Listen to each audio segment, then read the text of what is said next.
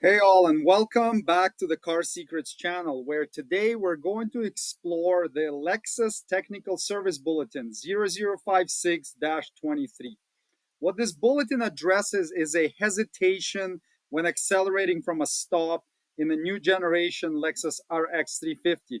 Only applies to 2023 model years. So you have a 2024 and on, this bulletin does not apply. If you're experiencing this condition, this may be something else.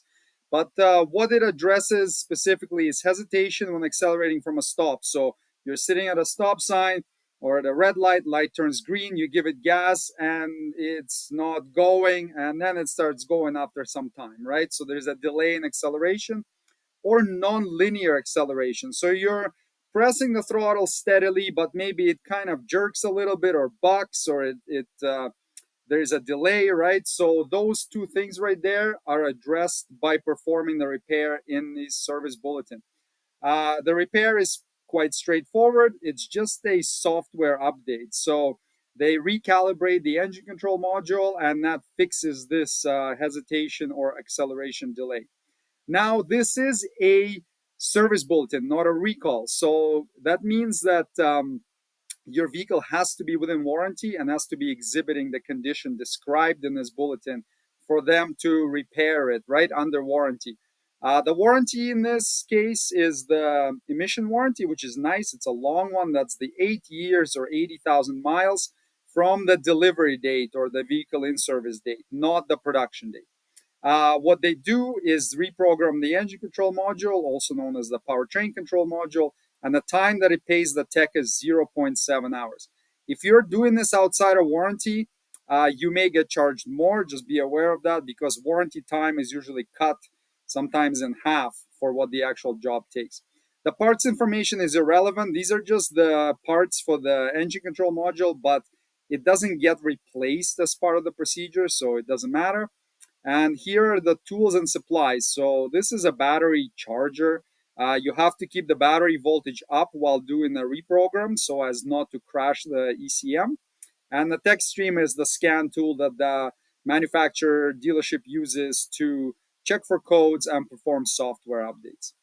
Let's look at the calibration information. So depending on whether your vehicle was made in North America or Japan, and whether it's front-wheel drive or all-wheel drive, it may come with different calibrations loaded in it from factory, and based on that, they will decide which calibration is supposed to be updated. Also, if you already have the newest calibration, let's say this one, well, this bulletin would not apply because there's nothing to update. But if you have an older one, then they would go ahead with it. The repair procedure is pretty straightforward. Confirm that the condition exists. So they would take it for a drive and see, hey, is there a delay in acceleration? Is it linear or non-linear? If yes, they will proceed to check the calibration information. Make sure that it is not the newest one. And if it is not, then they can go ahead with the repair procedure. So what they would do is reprogram the engine control module, making sure to maintain the battery voltage up above 13.5 volts so as not to brick the ECU. And once the reflash is done, they would clear any diagnostic trouble code, take the test drive, take the vehicle for a test drive, and then see what happens. Now, it's important to note here, the condition may immediately improve, but the effectiveness may not be felt until the vehicle learns the learned values, or because it learns, right? It's intelligent, like the transmission shifting and engine computer.